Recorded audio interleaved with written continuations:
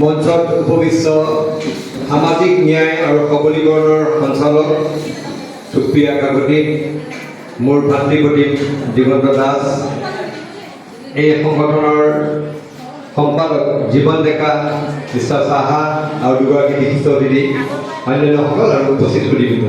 প্ৰথম কথা যে ৱৰ্ল্ড অটিজিম ডে এইটো আচলতে পালন কৰা হৈছে যে অটিজিম সন্দৰ্ভত সচেতনতা সৃষ্টি কৰাৰ কাৰণে।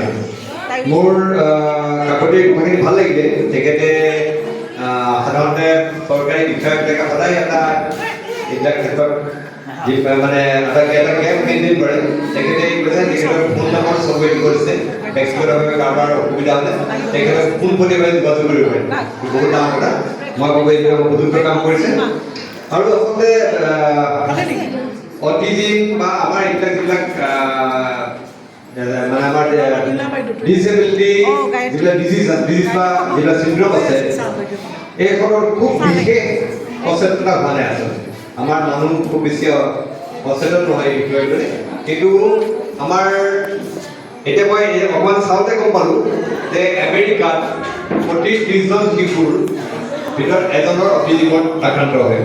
আমাৰ গ্ল'বেলি যিটো ফিগাৰ আছে, এই ফিগাৰটো 100টা শিশুৰ ভিতৰত প্ৰতি 100টা শিশুৰ ভিতৰত এটাকৈ শিশু অটিজিমত আক্ৰান্ত হয়। অত্যন্ত ভয়াৱহ কথা আচলতে। আৰু এই ক্ষেত্ৰত আমি যিমানখিনি সমাজখনে গুৰুত্ব দিব লাগে, চৰকাৰখনে গুৰুত্ব দিব লাগে, হয়তো সেইখিনি বিষয়ে গুৰুত্ব প্ৰদান কৰা হোৱা নাই। মই এতিয়া সকলোৱে মোক চাহা আছিল, তেওঁলোকৰ NGO আছে, তেওঁ এটা কথা ক'লে, শুনি পেলাই আচৰিত হ'লোঁ যে আমাৰ ইয়াত যিমানবিলাক এনেকুৱা অটিজিম বা অন্যান্য চিণ্ড্ৰমত আক্ৰান্ত ষ্টুডেণ্ট আছে, তেওঁলোকৰ কাৰণে স্পেচিয়েল এডুকেটৰৰ প্ৰয়োজন। মাত্ৰ অসমত 6জন নহয়, 7জন আছে। অৰ্থাৎ ডাঙৰ গেপ আছে আচলতে। গতিকে এইবিলাক ক্ষেত্ৰত আমি গুৰুত্ব প্ৰদান কৰিবলগীয়া বহুতখিনি আছে। আৰু বিশেষকৈ পেৰেণ্ট এছ'চিয়েশ্যনৰ সাধাৰণতে কি হয়, অটিজিমত আক্ৰান্ত ল'ৰা ছোৱালীৰ যিসকল পেৰেণ্টছ, তেওঁলোকে যথেষ্ট হতাশ থাকিবলগীয়া হয়। ল'ৰা ছোৱালীক লৈ তেওঁলোকে সমাজৰ পৰিস্থিতিত লৈ পেলাই তেওঁলোকে যথেষ্ট হতাশ থাকিবলগীয়া হয়। তেওঁলোকক মেণ্টেলি বুষ্ট আপ কৰাৰ বহুত ধৰণৰ কথাৰ প্ৰয়োজন হয়। মোৰ লগত মই খুলমা মহন্তৰ মোৰ ভণ্টি হয়, তাইক মই বহুত দিনৰ পৰা জানো।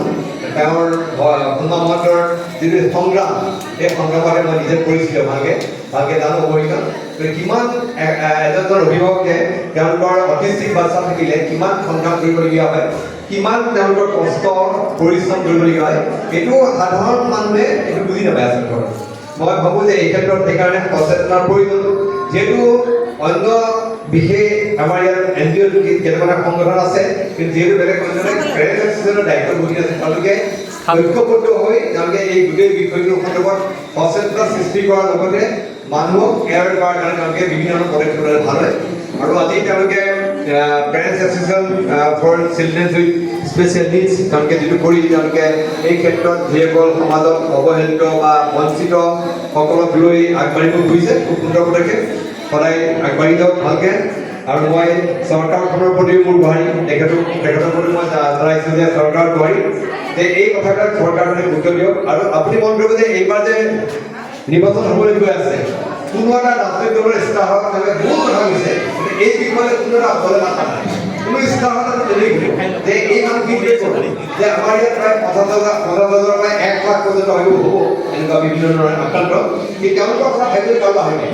ৰাজনীতিয়ে ব্যাপক প্ৰচাৰ চলাইছে, কিন্তু ক'তো নেদেখিব যে এই মানুহখিনিৰ কথা কোনোবাই ক'বলৈ কৈছে।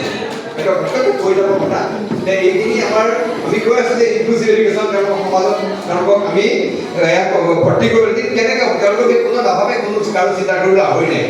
মই ভাবোঁ যে তেওঁলোকে ডে কেয়াৰ চেণ্টাৰৰ কথা কৈছে, কাকলি ডাঙৰীয়ানীয়ে কৈছে যে এইটো গুৰুত্বসহকাৰে বিবেচনা কৰিব। খুব সোনকালে ডে কেয়াৰ চেণ্টাৰ এটা প্ৰয়োজন আছে আৰু এনেকুৱা সংগঠনৰ প্ৰয়োজন আছে।